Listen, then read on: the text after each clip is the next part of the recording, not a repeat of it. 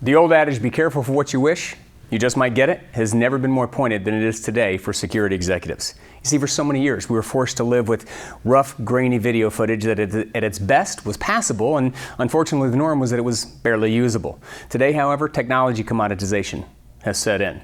Cameras, rich, high-definition megapixel cameras that were formerly thousands of dollars are now available for a few $100s, which makes rich, high-definition video available to the average video surveillance user in a wide array of choices.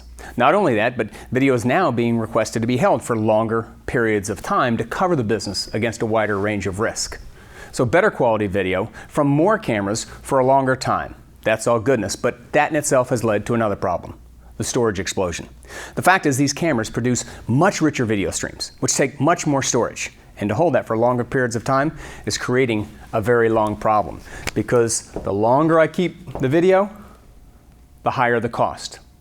Yet, there's a problem with that, because the industry has essentially realized that there is such a thing as the time value of video, meaning that the value of video surveillance data is at its highest early on in the life cycle of the video, the minutes, hours, and days surrounding when that video is captured.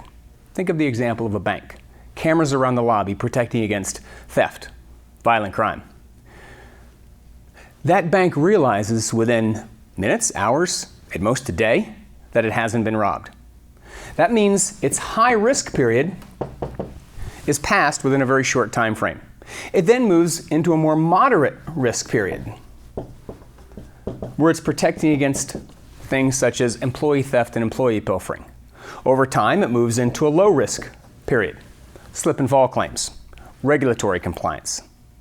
The problem is, even though that video declines after 24 hours, nothing terrible has happened. It's moved into its moderate risk period, and over time moves into a much lower risk period. The cost of storing that video has remained constant. That's in direct opposition to the value. Does that mean that all this money has to be wasted to store that video for the long period of time? That's where technology has answered its own problem. There's a new technology that's reached the scene known as video lifecycle management.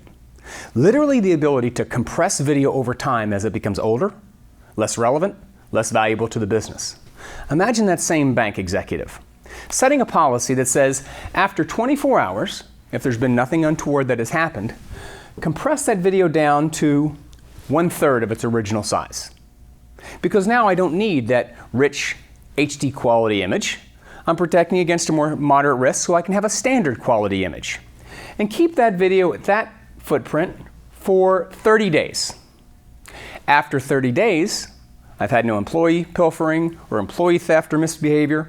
Compress that video down to maybe 1/10 of its original size.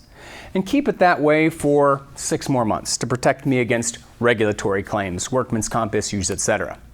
In essence, mapping the cost of storing that video with its declining value. The result is freeing up all of this valuable storage space. That is the technology of video lifecycle management.